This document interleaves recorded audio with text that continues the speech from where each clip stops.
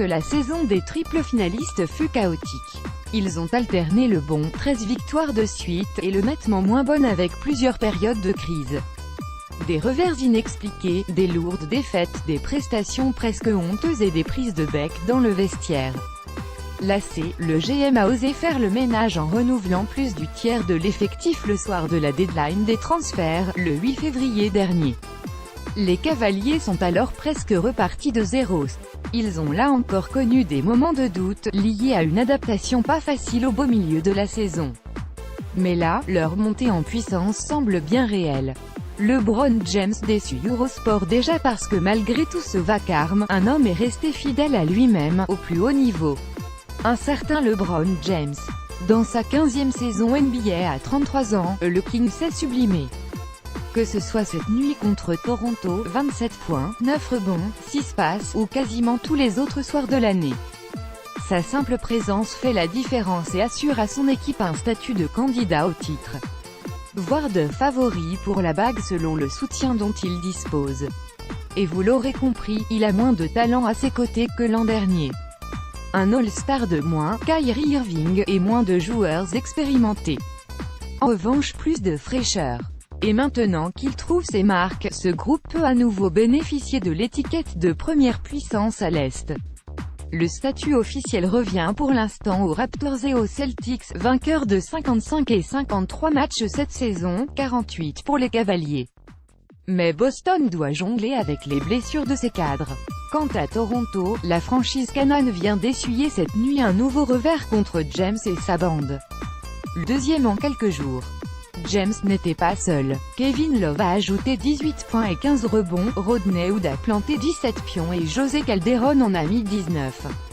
Les compteurs seront évidemment remis à zéro au début des playoffs, ce qui fait d'ailleurs l'affaire des Cavaliers, mais ces deux défaites peuvent peser mentalement sur des Raptors fatigués par une longue saison.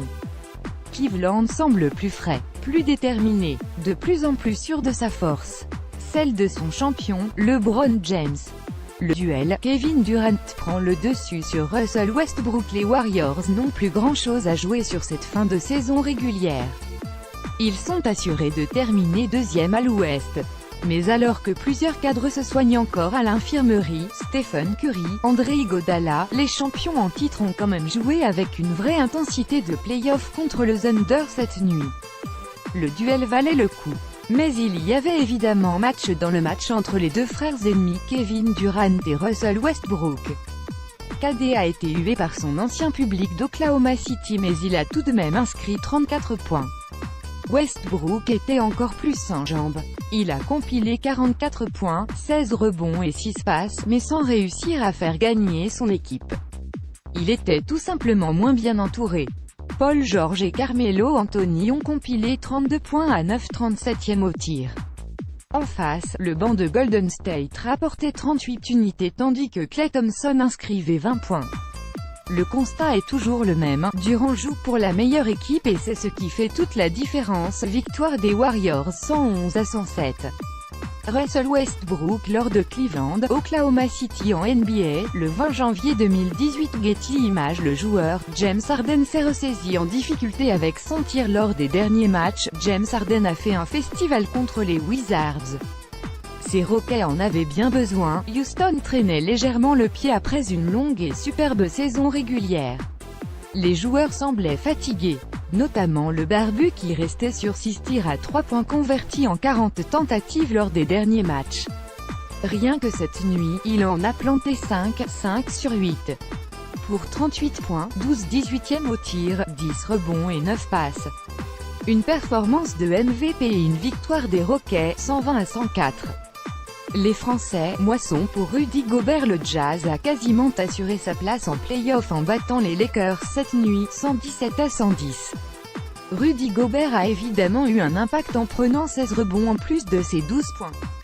Nicolas Batum 11 points, Tony Parker 5 points, et Frank Ntilikina 2 points, se sont inclinés avec leurs équipes respectives. Défaite également pour Gershon Yabusele, 0 points. Tous les scores Sixers, net, 121 à 95 Cavaliers, Raptors, 112 à 106 Hawks.